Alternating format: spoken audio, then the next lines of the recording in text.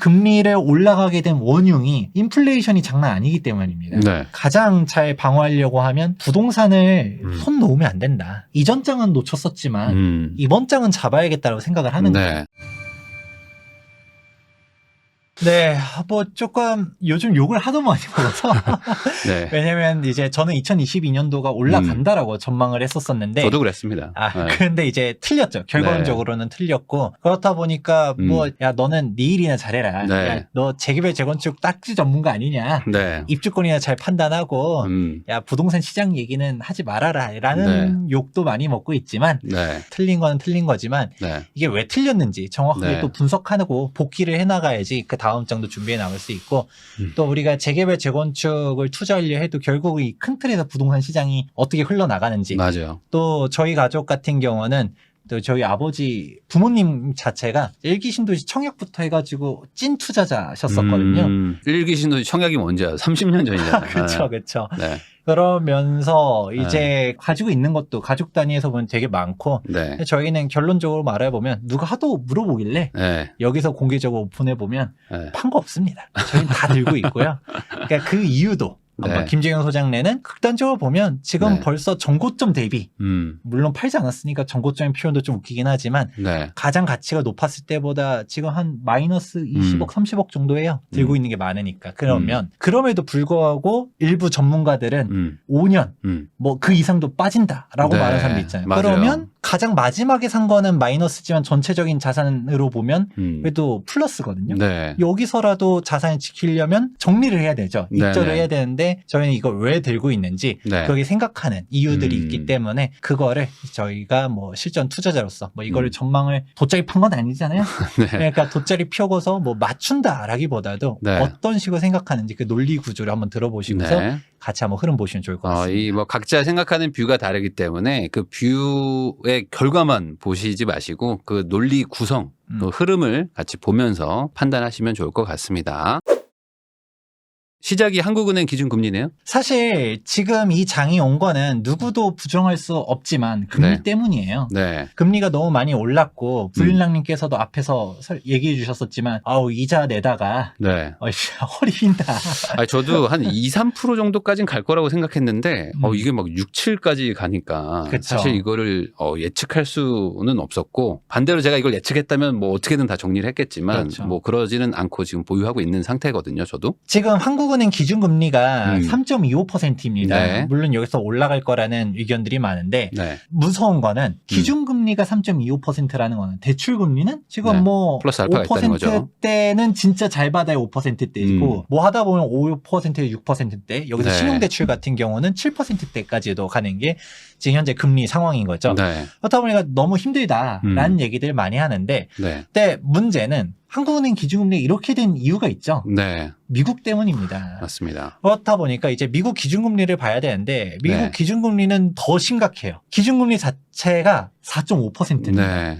이런 사태가 온 건데 그렇다 보니까 아무래도 우리나라만 놓고 보는 게 아니라 우리나라 같은 경우는 사실 하는 총재도 얘기한 게 있습니다. 뭐냐면 우리나라 경제 상황에서 금리를 미국에서는 75bp씩 막 올려댔잖아요. 네. 근데 미국에서 75bp를 올리는 거랑 우리나라에서 50bp 올리는 거랑 파급력이 똑같다. 네. 경제 체력이 다르기 때문에 그런 얘기도 한 것처럼 사실 우리나라도 올리는데 부담이 되긴 하지만 미국이 너무 많이 올려대다 보니까 네. 괴리감이 더 높아지면 높아질수록 자금 유출에 대한 우려들이 네. 있기 때문에 어쩔 수 없이 끌려 나가는 부분들이 있어요. 네, 맞아요. 그런데 제가 이제 결론적으로 얘기해 드리면 지금 부동산 시장이 이렇게 된 이유는 금리가 너무 빨리 많이 올려서 때문이거든요. 네. 결국 금리 때문이에요. 그러면 이 말을 하면 또 사람들이 얘기할 수 있는 게 이제 댓글 분명 달릴 겁니다. 야, 김재경 소장이 전에 금리랑 부동산 가격은 상관이 없었어. 라고 했다는데 이 지금 네. 금리 때문에 떨어졌다고 얘기하면 이거 앞뒤가 안 맞는 거 아니냐. 자가당착 아니냐. 라고 할 수 있을 텐데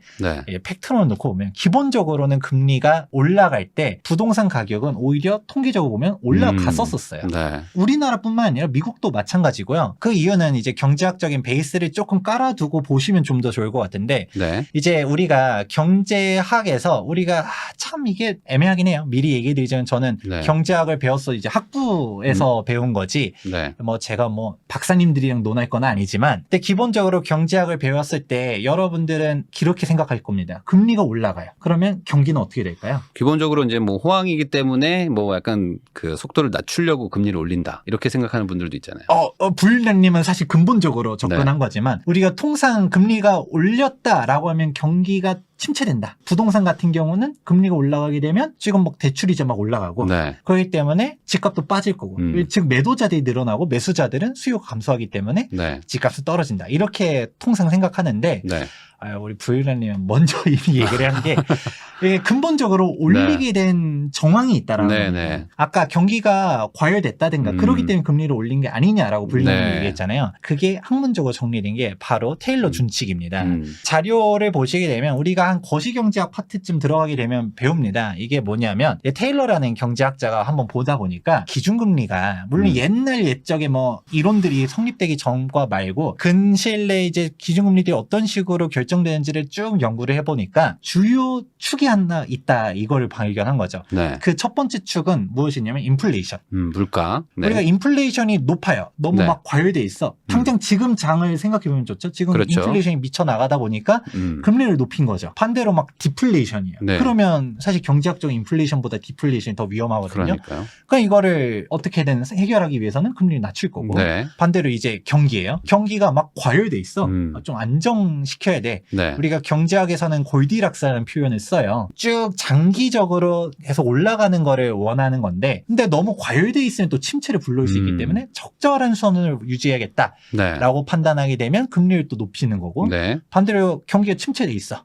라고 하면 금리를 낮추는 거고. 뭐 예를 들어 코로나처럼 막 경기가 그쵸. 급락한다 그러면 금리를 막 내리는 것처럼. 적절한 비유인 것 같아요. 네. 우리가 미국 같은 경우는 이미 경기를 회복했었다 보니까 네. 금리를 서서히 올리다가 코로나 터지면 팍 낮췄었죠. 우리 네. 앞에 장표 다시 보시면 아시겠지만 사실 이때도 올리고 있었거든요. 그쵸. 네. 금리는 계속 올리고 있었다가 코로나 터지니까 팍 떨어뜨렸었죠. 네. 이런 거를 기본적인 베이스를 깔고 보시면 좋을 것 같아요. 그러면 네. 우리가 일반적으로 보통 생각하기에는 금리가 높아지면 부동산이 떨어지고 네. 주식 떨어지고 네. 이렇게 생각하지만 애초에 금리를 올리는 원인이 무엇이냐를 생각해 보면 인플레이션율이 높든가 네. 아니면 경기가 호황이든가 호황이든가. 라는 거를 전체적으로 깔고 보면 네. 이 두 가지는 부동산이라든지 주식 가격의 호재 요인인가요? 아니면 악재 요인인가요? 주식은 제가 뭐 대답을 안 하겠습니다. 다만 네. 부동산 쪽에는 이게 나쁜 게 아니거든요. 그렇죠. 네, 경기 상황이 지금 과열됐다는 거는 그만큼 뭐 소득도 늘어날 것이고 어쨌든 소비 여력도 있다는 거고 인플레이션이라는 건 이제 실물 자산이니까 어쨌든 부동산이 인플레이션 해지하는 데 도움이 되는 거니까 부동산에는 괜찮죠. 네. 저도 주식 전문가는 아니니까 주식에 대해서 크게 얘기할 건 아니지만 네. 우리가 결국 인플레이션의 핵심 가치는 결국 화폐 가치 하락이거든요. 그렇죠. 그렇다 보니까 자산 가치가 전반적으로 올라가는 효과들은 있어요. 네. 이제 그런 부분들을 보다 보니 우리가 실제로 다음 장표를 보면 나오게 되는 건데 생각하는 거랑 조금 달라요. 제가 이 얘기를 맨날 할 때마다 욕을 먹는 것 중 하나, 야 너가 경제학 교수냐? 야 이게 씨 무슨 야 내가 기본적으로 이거 상식 아니냐라고 하는데 오케이 내가 그럼 내가 네. 경제학까지는 몰라도 통계는 봐야 되는데 네. 예, 통계를 한번 가져와 보았습니다. 네. 그러면 결국은 금리가 높아질 때 가장 큰 상관관계는 물가 상승률이라는 얘기 해드렸죠. 그러니까 네. 좌측 통계를 한번 보게 되면 네. 기준금리가 막 올라갔었을 시점에 네. 물가 상승률이 어떤가요? 올라가고 같이 올라가죠. 떨어질 때 네. 같이 떨어지고 네. 올라갈 때 올라가고 떨어질 때 떨어지고 아주 명확한 상관관계가 보여집니다. 그러니까 물가를 잡기 위해서 금리를 변동시킨다. 그렇죠. 네, 라는 거죠. 그럼 이제 두 번째 물가 상승률이랑 부동산 가격 상승률 어떤가라고 보면 네. 올라갈 때 올라가고 떨어질 때 떨어지고 이게 시점별로 네. 선행이냐 후행이냐 차이가 있는 경우들은 있지만 네. 대체로 동조화돼 있다라는 거를 알 수가 있는 것입니다. 그러니까 물가가 오르면 주택 가격도 올라가더라. 그럼 결론은 뭐예요? 우리가 제일 중요한 거는 기준금리 올라갈 때 부동산 가격이 어떡하냐라는 거를 보기 위해서 이제 합쳐봤거든요. 이제 금리가 올라간 시기에 부동산 가격 상승률을 한번 보게 되면 금리 올라갈 때 부동산 가격이 올라가고 떨어질 네. 때 떨어지고 네. 이게 오히려 보여지는 건 거죠. 네. 그러면 우리가 지금은 일단 논외로 칠게요. 지금은 이게 깨졌으니까. 네. 근데 전장에서 가장 네. 많이 올랐을 때가 노무현 전 참여정권 때였거든요. 네. 그때를 한번 복귀해 보면 그때 당시 기준금리 가장 낮았을 때가 3.25%였고요. 네. 노무현 정권 맨 막판에 5%까지 갔었어요.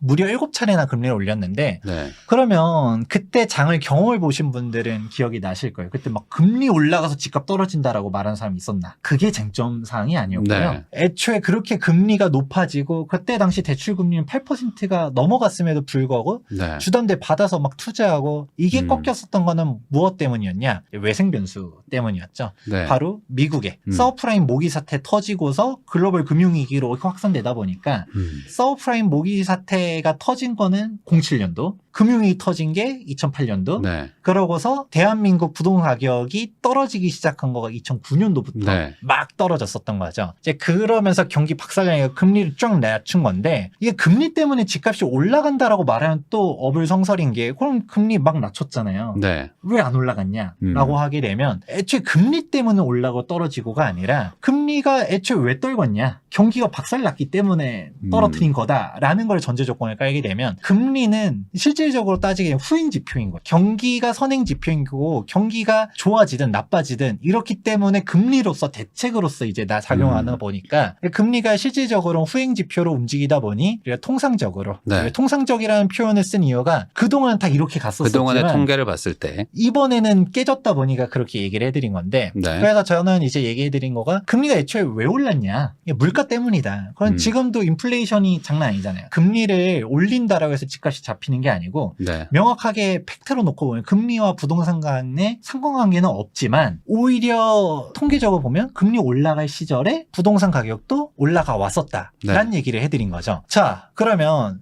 기본적으로 이런 얘기는 깔았었지만 네. 결과는 이렇지 않냐. 지금 이거 틀렸지 않냐라는 네. 얘기를 할 수 있죠. 그러면 이거는 어떻게 얘기를 해드리냐면 일단은 제가 틀린 거는 인정합니다. 근데 네. 이거를 예측한 사람이 있다라고 하는 게 사실 불가능에 가까워요. 네. 이제 맞췄다라고 주장하시는 분들은 있거든요. 네. 근데 이제 이거는 저는 맞춰지 못했다라고 봅니다. 왜냐? 지금 이 장이 온 거는 결국 핵심은 미국이 금리를 너무 빨리 너무 많이 올려서예요. 그러니까 이걸 좀 구분해야 되는 게 금리 인상이 문제가 아니고 금리 인상의 속도가 얼마나 가파르냐가 그쵸. 더 중요한 거라는 거잖아요. 시장이 가파르다가 진짜 그게 정확한 표현인 게 왜 금리 인상이라는 거는 금리가 올라가게 되는 원인이 있는 건데 네. 근데 이게 시장이 반응을 못할 정도로 너무 빨리 너무 많이 올렸다라는 거죠. 대응이 안 됐죠. 그렇죠. 그렇다 보니까 우리도 불과 얼마 전만 해도 이렇게 될 줄 몰랐었다라는 거죠. 그거를 조금 단적으로 알 수 있는 게 이게 미국에서 이제 점도표예요. 네. 이게 화면이 하나 가려져서 그럴 텐데 하나는 2021년도 디셈버, 즉 2021년도 12월 달이고 네. 하나는 2022년도 12월 달 점도표입니다. 이게 제 뇌피셜이 아니라 네. 이렇게 될 줄 몰랐다라고 하는 게 제 뇌피셜이 미국에 있는 이 점도표 찍은 사람들조차도 2021년도 12월만 한다 하더라도 2022년도 금리를 어느 정도로 봤었냐? 22년에 한 1.25 그것도 정도. 높게 본 사람이. 네, 1.0 정도. 그렇죠. 네. 대부분이 대부분이 다 1%대 전후로 본 거예요. 네. 근데 지금 2022년도 보면 어떻게 됐냐? 네. 이제 4%에 넘어갔죠. 4.5가 돼 있죠. 지금 이미 4.5가 됐고 네. 내년도는 2022년도도 지금 뭐 뭐 이제 5까지 4%에서 보는 더 분이 있죠. 올라간다. 이제 그렇게 보는 거죠. 그러면 이 장을 맞췄다라고 하는 것 자체가 어불성설인 게 그 수많은 경제학 박사님들이나 뭐 이제 사람들이 야 너는 부동산이나 볼 것이지 너 네. 재개발이나 봐라고 할 수 있지만 뭐 그것도 뭐 할 말은 없어도 일단 틀렸으니까. 근데 네. 그럼 진짜 주식 전문가들이라고 했었을 때 네. 진짜 금융시장들을 보시는 분들도 이 장이 올 걸 예측하지 못했죠. 왜냐? 금리가 모든 이슈를 다 흡수해버리다 보니까 네. 그렇게 따지면 삼성전자 10만 간다.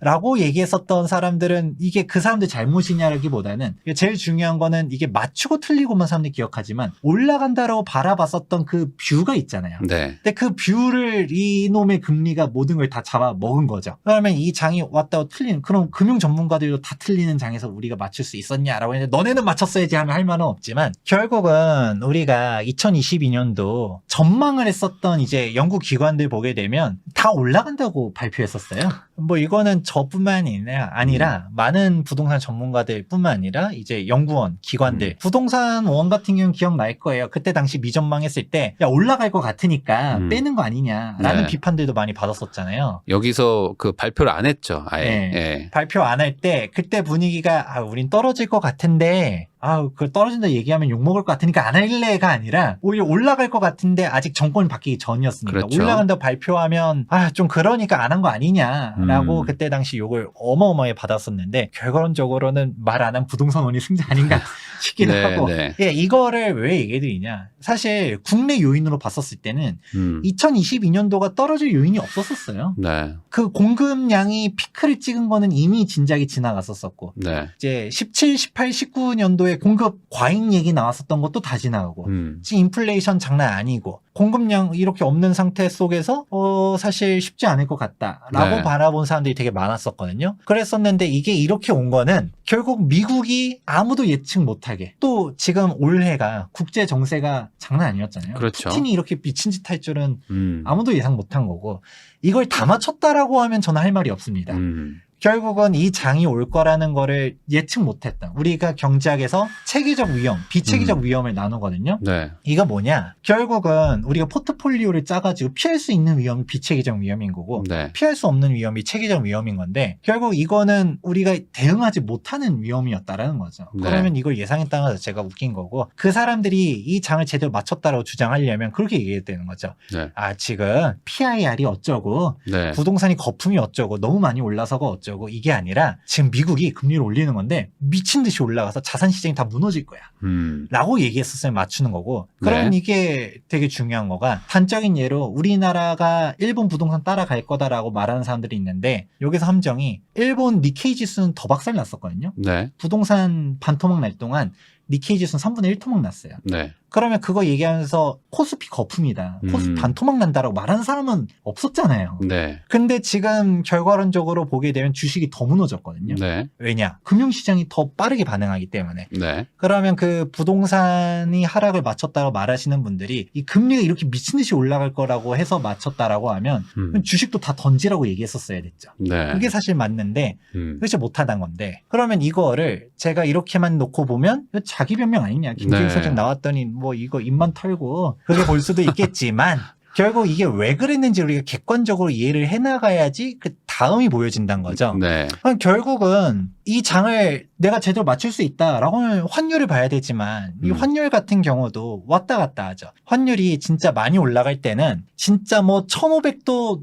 돌파할 거다라고 본 사람들도 많았었지만 지금 환율은 또 떨어져요. 이거 왜 그럴까요? 아니 지금 미국이 계속 금리 올라가고 대한민국 경기 박살 날 거라고 전망하면 환율은 더 올라가야 되는 거 아닐까요? 네. 사람들은 다 결론적으로는 돈을 가지고 있지만 이게 언제가 피크일지만 보고 있는 거예요. 네. 2023년도 전망을 하려면 결국 이 금리가 언제까지 올라갈지를 봐야 되는 게 1번이에요. 네. 이 장을 이렇게 만든 게 금리 때문이었으니까. 네. 근데 미국이 일단은 점도표만 봐도 2023년도 상반기까지 계속 올린다라고 하고 있거든요. 그렇게 되게 되면 이게 상반기는 계속 안 좋게 눈에 보여지고 하반기도 계속 올릴 거냐라는 것도 봐야겠지만 네. 하반기 같은 경우는 또 우리가 그냥 그러다가 이제 정점을 찍는다라고 하면 제가 봤을 때는 지루한 횡보장이 될 거라고 보여요. 왜냐하면 금리 상승이 멈췄을 뿐이지 그 높은 금리가 유지되고 있는 거거든요. 네. 근데 그보다도 더 중요한 게 이 환율 움직임을 보는 게 되게 중요한 거가 사실 시장에서 유동성들은 되게 많은데 이 돈을 어떻게 해야지를 생각하는 분들이 되게 많아요. 그러다 보니까 나는 잘 모르겠어. 돈을 들고 있기보다는 환율도 너무 올라간 것 같은데? 라고 네. 생각하면 또 이제 하락이 베팅하는 거고. 네. 그렇다고 해서 여러분 보고 절대 환투자를 하라는 게 아닙니다. 환율은 거의 신의 영역이라고들 네. 얘기하거든요. 그런 건데 이 얘기를 하는 것 자체가 내가 그렇게 거시경제를 뭐 자신이 하면 그렇게 투자해야 되지만 그게 어렵죠. 네. 가장 쉬운 선택이 지금 이 높은 인플레이션, 화폐 가치가 계속적으로 풀리고 애초에 이 금리를 올라가게 된 원흉이 인플레이션이 장난 아니기 때문입니다. 네. 그러면 그런 거를 고려했을 때 가장 잘 방어하려고 하면 결국 실물 자산인 건데 네. 과연 우리가 결국 이 상황을 갖다가 구조적으로 봤었을 때는 부동산을 손 놓으면 안 된다. 네. 라는 얘기를 해드리는 거죠. 음. 지금 이 장이 온 것 자체가 결국은 금리가 너무 빨리 올라서다라는 얘기를 해드리지 않았습니까? 네. 그런 상황인 거를 일단은 정리를 해드리고 그러니까 여기서 잠깐 정리를 하면은 금리 인상은 원래는 보통은 뭐 한 3년에 걸쳐서 뭐 한 4년에 걸쳐서 이렇게 천천히 올라가고 0.25씩 뭐 올라가는 수준이었는데 올라가도 그 정도 올라가겠거니라고 예측을 했었는데 그게 아니고 0.75, 0.75, 0.75 한 4개월 만에 막 3%씩 올려버리는 거를 예측하기가 어려웠다. 그리고 그런 일이 거의 뭐 40년 만에 일어난 일이니까. 그렇죠. 폴 워커 때 이후로 네, 80년대 이후에 지금 처음 일어나는 일이고 그걸 예측하기가 사실 어려웠는데 결과가 하락이 됐기 때문에 금리가 올라갔는데 왜 떨어지냐라고 말하면은 그 중간에 디테일이 좀 있다. 그렇죠. 그거를 맞추긴 어려웠다라고 정리하면 되겠네요. 그렇죠. 많은 금융 전문가분들도 어떻게 따지면 다 틀렸다라고 볼 수 있지만 네. 사실 이 장을 예측했다라고 하면 진짜 우리 재벌집 막내들 보는 것처럼 네. 미래에서 온 거죠. 2023년도를 대비해야 되잖아요. 네. 2023년도 상반기는 사실 안 좋다고 봐요. 왜냐? 결국은 금리 때문이었는데 금리를 일단은 계속 올릴 거라고 얘기하니까. 네. 하지만 우리는 어떤 식으로 준비해야 되냐면 2023년도에 기회를 잡아야 된다고 저는 봅니다. 정말 급매물들이 쏟아지지만 근본적으로 바뀌지 않은 게 있어요. 바로 통화량이죠. 지금 통화량이 와 장난 아니게 풀렸어요. 네. 우리가 지금도 10억이라고 하면 큰 돈이지만 10년 전에 10억과 20년 네. 전에 10억의 돈의 가치는 전혀 다르고 그렇죠. 10년 전, 20년 전까지 갈 필요 있을까요? 그냥 당장 3년 전, 5년 전만 해도 뭐 우리가 마용성의 뭐 10억 클럽 얘기한 게 언제냐라고 하면 제가 정확하게 기억합니다. 이제 성동구 마포구가 10억을 돌파한 게 2018년도 초였어요.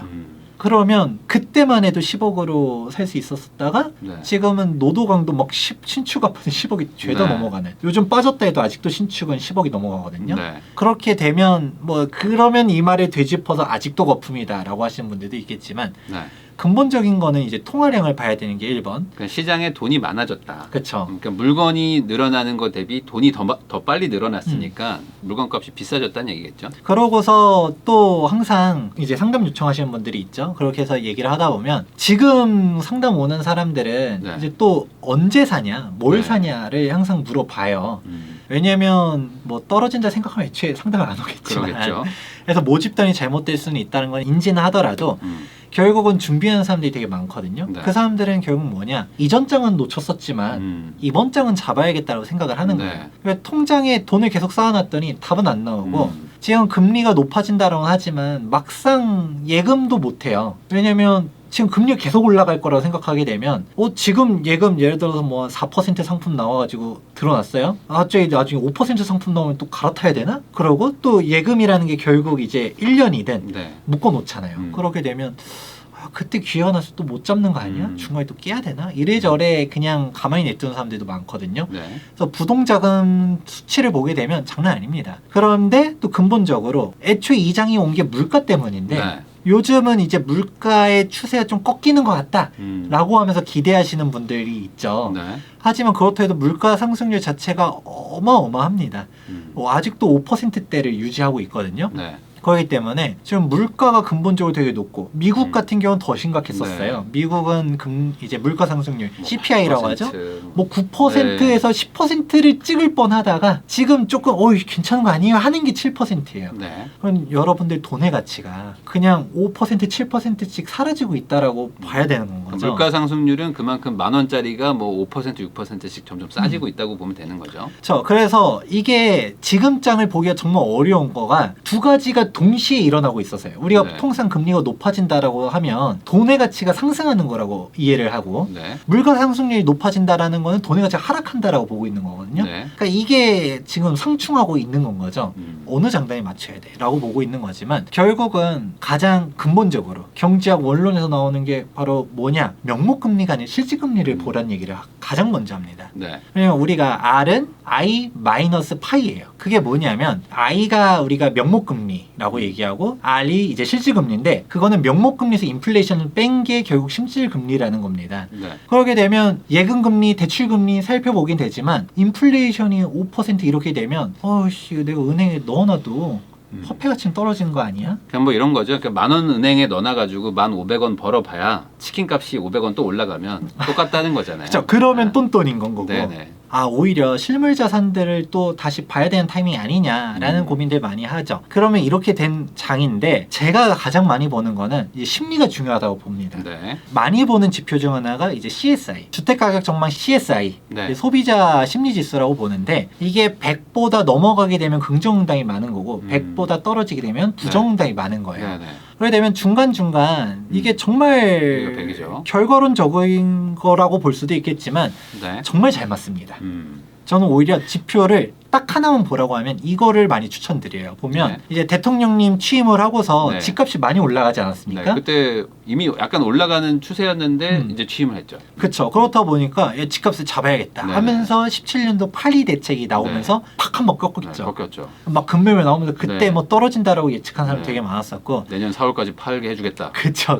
그랬는데 야 이게 심리가 무섭게 다시 치솟으면서 올라가면서. 심리가 먼저 움직이고요. 네. 그러면서 이제 18년도 1월부터 3월까지 미친 듯한 음. 폭풍의 상승장이 왔었었죠. 네. 그러다가 이게 너무 많이 올라가다 보니까 이것도 잡아야겠어 하면서 18년도 9.13 대책이 나오면서 팍 꺾였죠. 네, 팍 꺾이죠. 이때는 좀 크게 꺾였어요. 네. 아예 마이너스로까지 돌아섰잖아요. 음. 그런 부분들 보면 실제로 서울 부동산 가격도 이게 몇 년 만에 네. 하락 전환했다라는 뉴스들이 나오면서 야 강남도 빠졌다. 네. 금매물 나왔다. 이제 끝났다라고 했었던 때가 18년도였습니다. 그러다가 18년도에 기억나실 거예요. 네. 그때 당시에 종부세를 건드렸어요. 음. 너네들 19년도 6월 1일 전까지 팔아야 된다 했었었는데 그러니까 6월 1일 전까지 경기가 정말 안 좋았다가 네. 6월 1일이 지났죠? 음. 그러고서 기억나실 겁니다. 바로 반등한 게 아니에요. 지금 심리지수는 살아났지만 네. 실제 가격은 약간 횡보장하다가 언제였냐? 이제 하반기에 또 대책 나오는 거 아니냐 했다가 10월달에 대책 나오는데 그게 맹탕이었거든요.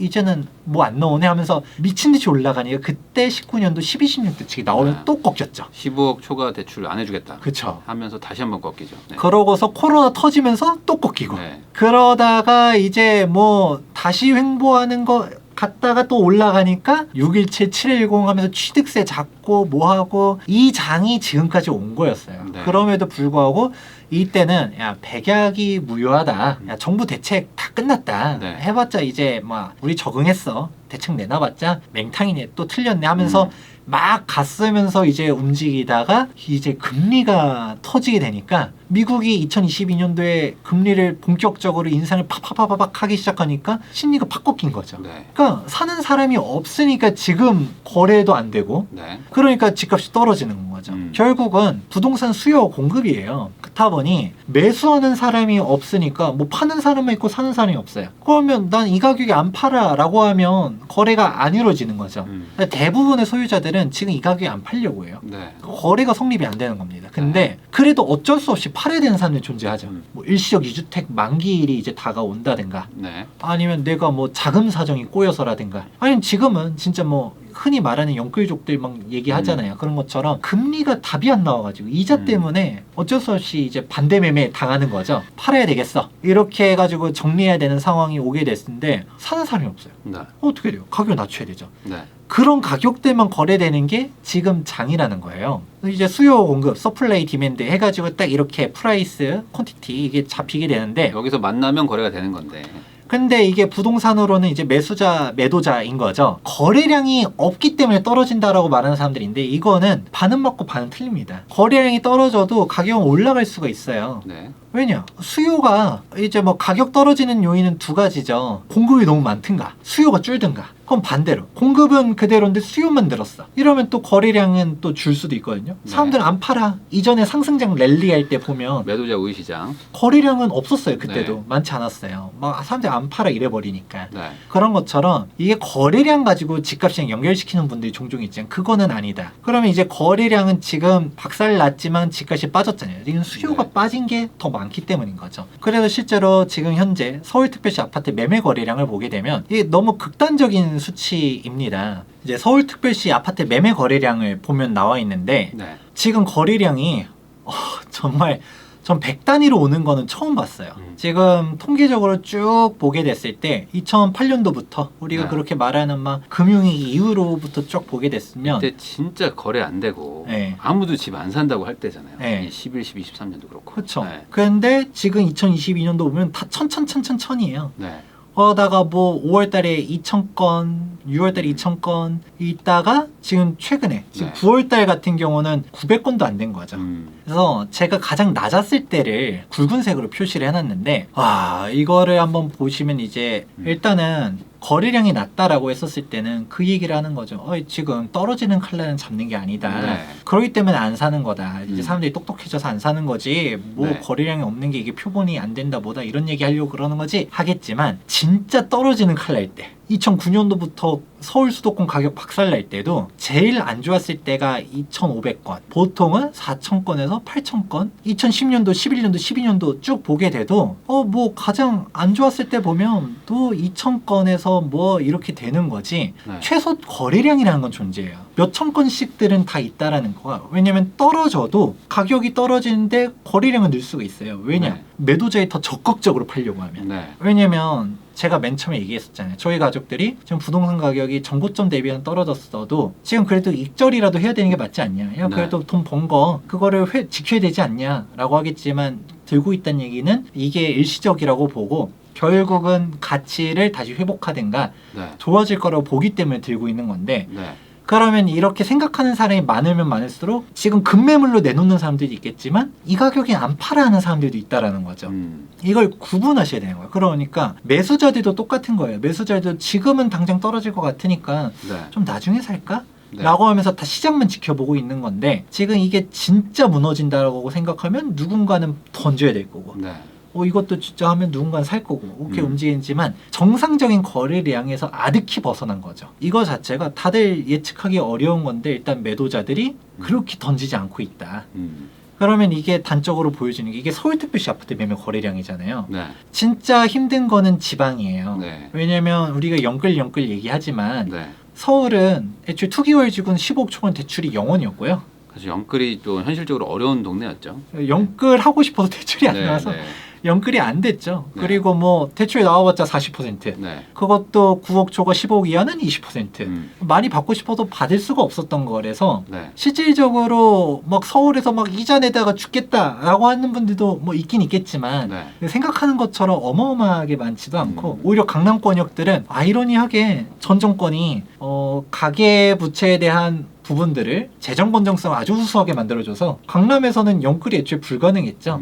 전세를 끼고 샀든가 아니면 그냥 뭐 내가 대출 없이 현금으로 샀든가. 네. 그러니까 그냥 뭐 이 가격이 파냐 안 파냐에 대한 시점만 보는 거지 굳이 뭐 이자 때문에 죽을 것 같아 팔진 않아요. 그럼 오히려 지금 되게 힘든 게 지방. 왜냐면 막 소액으로 갈 수 있대. 네. 진짜 막 소액을 어떻게든 가려고 영끌에서 움직이는 사람들이 있고 이제 수도권 같은 경우도 대출이 그나마 좀 더 나왔었죠. 그나마 맨 마지막으로 규제 지역으로 들어갔던 인천 같은 경우도 막 힘들었었던 게 지금 장이 어려운 것도 어려운 건데 인천 같은 경우는 또 수도권의 공급량이 제일 많대. 이러니까 또 희망도 없고 이러면서 막 급매로 그냥 던지는 사람들이 많은 건 거죠. 근데 이제 서울만 놓고 본다 하더라도 노도관 금강구 막 급매 많아요 라고 하지만 좀 더 안으로 마용성만 해도 부동산 가서 급매가 있습니다. 있지만 전체 세대수에서 그 급매가 차지하는 게 과연 몇 개냐? 몇 개 없어요. 그 몇 개가 시장을 대표하는 건데 네. 그 급매 거래되면 또 이제 끝나는 거고. 근데 이제 물론 급매 거래돼도 또 누군가는 또 파는 거고 그런 네. 사람들이 있지만 전반적으로 이 가격에 팔긴 아깝다 하면서 들고 있는 사람 많고 강남 쪽으로 하면 더 심각해지고 네. 매물이 애초에 많지 않고 지금 뭐 아쉬울 것도 없는데 지금 팔아야 되나? 내가 강남을 왜 던지고 뭘 하지? 라는 생각하는 사람들이 있는 거죠. 그렇다 보니까 이 거래량이 정상적인 거래량이 아니다라는 거를 인지하고요. 네. 그러고서 이제 보는 거가 결국 근본적으로 정부 예산을 또 봐야 되는 게 인플레이션 올라간다는 얘기 아까 해드리고 통화량도 계속적으로 늘어나고 있고 2023년도 정부 예산 아직 국회 통과는 안 했지만 네. 안만 본다 하더라도 639조예요. 네. 이것만 보면 감이 안 옵니다. 근데 이게 다음 장표를 보게 되면 확 눈에 띄는데 이게 제가 2009년도부터 쫙 가져왔습니다. 그게 이유가 있죠. 2009년도부터 대한민국 실물 자산들이 이제 무너지기 시작했다 하지 않았습니까? 네. 그러다 보니까 그때 당시 이명박 정권에서 경기를 살려야겠어 하면서 2010년도 예산이 갑자기 확 늘렸죠. 네. 그때 당시 야당에서 세금으로 생색내지 말아라 라고 했었지만 2017년도 5월 달에 집권을 했잖아요. 미친 듯이 기울기가 급격하게 상승합니다. 결국 경기를 살려야 되다 보니까 막 올렸었는데 이제 이 역사는 되풀이되는 게 그때 당시 이제 네. 당시 야당이었던 국민의힘에서 또 세금 너무 미친 듯이 올린다라고 했었지만 네. 또 막상 이제 집권하니까 어떻게 되나요? 그러면서 이제 발표했을 때는 네. 뭐라고 하냐? 야, 우리가 문재인 때보다 낫다. 음. 야, 문재인 때는 이렇게 미친 듯이 올렸는데 야, 전 정권보다는 덜 올렸어. 맞아. 기울기가 네. 좀 둔화됐어. 네. 라고 얘기하지만 이미 전 정권에서 미친 듯이 올렸다라는 거를 인지하고 보면 동결을 해도 미친 수치를 또 푼다라는 건데 동결이 아니라 그래 더 올린다라는 거죠. 여기서 더 무서운 거는 이 예산도 예산이지만 한 번도 이 예산대로 끝난 적이 없어요. 네. 매년 추경들 했는데 네. 야 저는 2020년도 때 35조 추경을 보면서 야 추경으로 옛날 옛적에 한 해 국가 예산을 땡겨 쓰는구나. 물론 화폐 가치가 다르겠지만 네.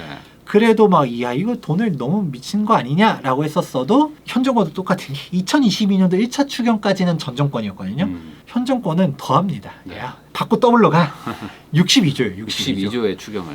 야 그러면 이게 돈 풀리는 거는 장난 아닌 거예요. 왜냐? 네. 결국 똑같아요. 아무리 이제 여야가 바뀌고 뭐 입장차가 다르다 하더라도 정권 재창출을 해야 되는데 네. 경기가 너무 힘들대라고 하니까 야, 나는 뭐 선비 노릇할 수 없는 거죠. 야, 전 정권 비판할 땐 비판했다가 야, 내가 집권하면 경기가 이래도 고통 분담해야 됩니다. 경기가 이래도 어쩔 수 없습니다. 하면서 누구 망할 때들은 망하겠지만 그래도 이제 어쩔 수 없어요. 경제 논리대로 가야 합니다. 하면서 그렇게 간다라고 하면 어렵겠죠. 정권을 또 잃을 수가 있으니까. 그렇죠. 그러다 보니까 괜히 포퓰리즘이라고 말하는 게 아닌 게 결국 시장에 원하는 시장 친화적인 정책들을 할 수밖에 없다 보니까 이런 식으로 가게 되는 게 있고 그렇다 보니까 어쩔 수 없는 거예요. 이 물가가 과연 잡힐까? 잡히기 어려운 구조고 돈을 이렇게 풀면서 물가 잡겠다고 하니까 웃긴 거고 네. 똑같아요. 미국도 미국 인플레이션 왜 안 잡히는지 아세요? 인플레이션 감축 법안이라고 쓰고 인플레이션 확대 법안이라고 읽는 돈 푸는 정책들을 미국도 하고 있잖아요. 네.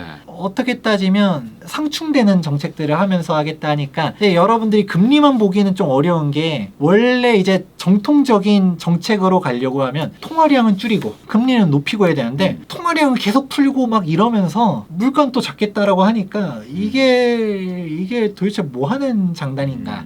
그러면 결론적으로 2023년도 바라봤을 때 시장은 계속적으로 안 좋을 거예요. 네. 왜냐면 2023년도에 금리 계속 올린다라고 하니까 확신을 갖지 뭐 어렵다 보니까 투자를 하기 어렵죠. 근데 근본적으로 이 사람들은 계속적으로 지켜보고 있어요. 시장을. 네. 언제가 바닥일지? 언제 사야 되지? 물가가 이러니까. 네. 일단 은행에다 있는 거는 답이 아닌 거고 이거를 어떻게 해야 될까를 보는 거죠. 그러니까 어떻게 따지면 우리 이런 표현이 좀 그렇지만 빠가 까가 되고 까가 빠가 된다라는 얘기도 하잖아요. 네. 지금 이 영상에 분명 욕이 반일 텐데 네. 그럼에도 불구하고 욕하려고 와서도 듣는 이유가 뭘까? 진짜 2023년도 볼 것도 없어. 무조건 네. 떨어져 라고 해버리면 영상 왜 봐요?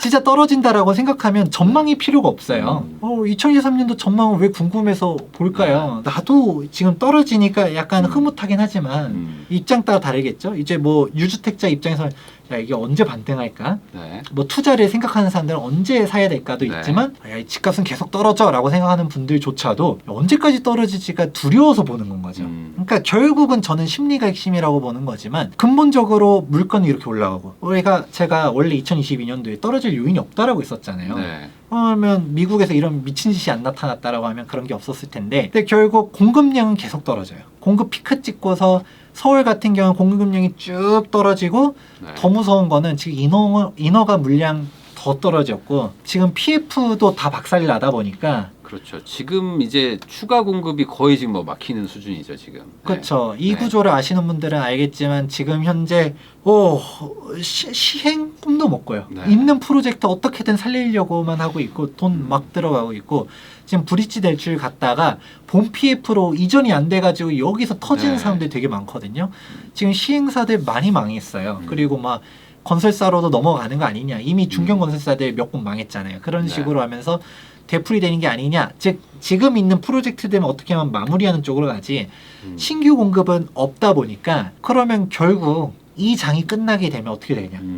장이 언젠가 우리가 천년만년 올라가는 것도 없지 천년만년 떨어지는 것도 없어요. 그러면 결국 이전 장을 복귀해야 되는 거죠. 네. 결국 우리는 과거를 통해서 미래를 유추해 보는 건데 2009년도부터 2012년도에 바닥 찍고 횡보하다가 14년도부터 이제 네. 본격적으로 상승하기 시작했거든요. 그때 그때 가장 많이 올라갔던 애가 결국 신축 아파트.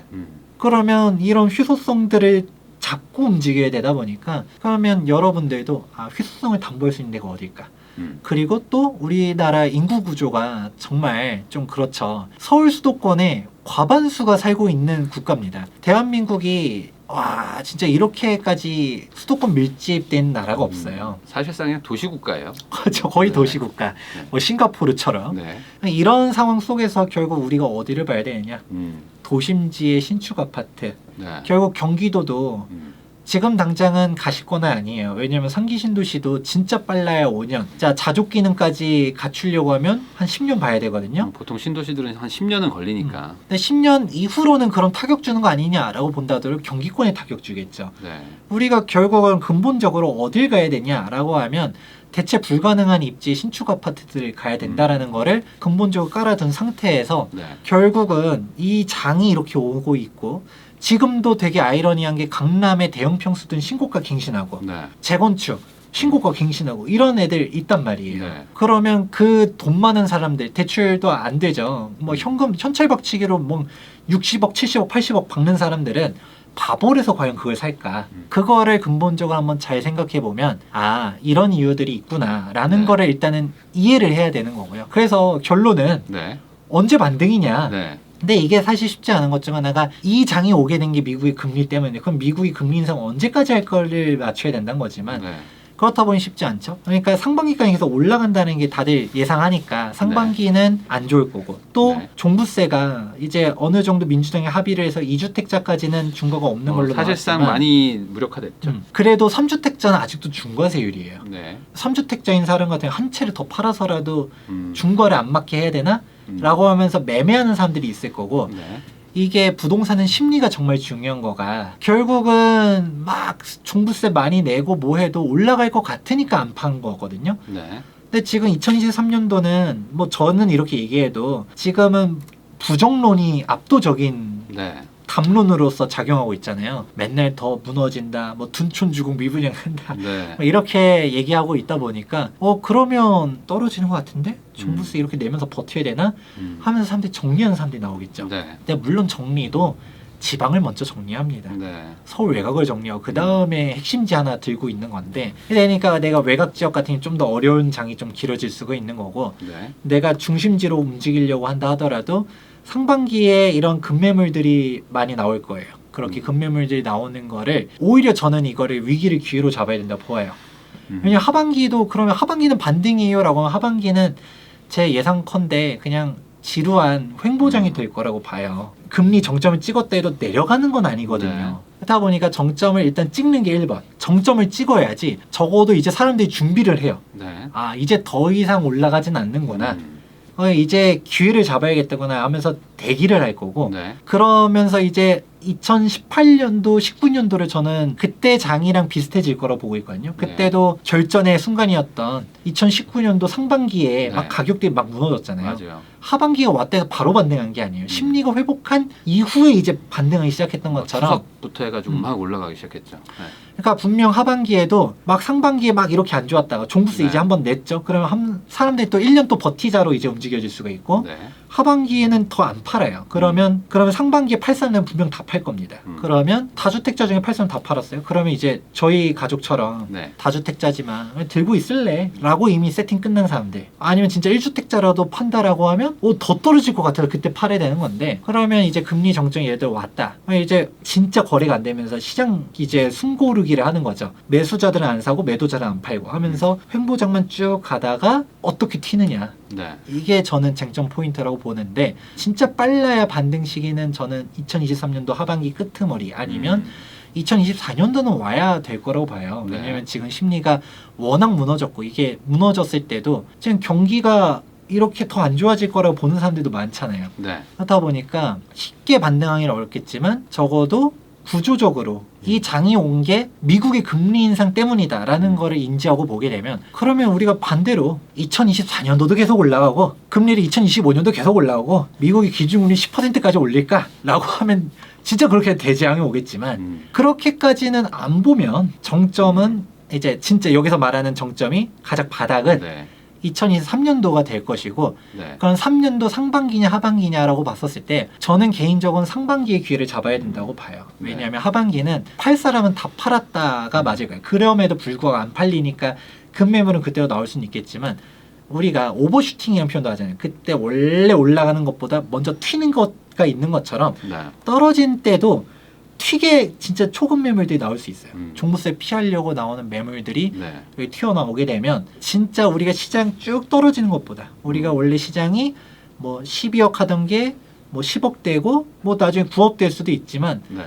쭉 떨어지는 선에서 진짜 완전 급매물로 막 9억에 막 내던진 게 있어. 그럼 9억에 내가 급매물 잡았는데 시장이 떨어져서 9억이 9억이야. 그러면 그게 그거일 수도 있고 네. 아니면 사실 그때가 더 싸게 잡았을 수도 있고 결국은 내가 지금 준비를 많이 해놔야 돼요. 지금만큼 공부를 잘 해놔야 되고 입지 공부해놔야 되고 딱 기회를 잘 보고 있다가 원래 지금 시장에서 나오는 매물들보다 안 팔리니까 네. 초급 매물들이 간혹 튀어나오면 그런 것들 거래되거든요. 네. 그걸 잡는 사람들도 장을 계속 예의주시하는 사람들이다. 자, 이렇게 정리해드리고 싶습니다. 사실 이게 예측이라는 게 쉽지는 않아요. 지금 외생 변수인데 이거 뭐 어떻게 컨트롤할 수 있는 상황도 아니고 그리고 그것이 언제까지 된다라는 뭐 하나 데이터가 뭐 있는 것도 아니어서 시간이 지나야지 해결될 문제긴 하지만 뭐 현재 버전으로 이제 생각을 해봤을 때는 뭐 23년에는 금리가 어느 정도 유지된다는 게 지금 어쨌든 많은 사람들의 뷰니까 그러면 반대로 24년도부터 금리가 좀 내려간다면 금리의 급격한 인상 때문에 이 일이 일어났다면 반대로 작용하면 문제들이 해결이 조금씩 된다는 얘기니까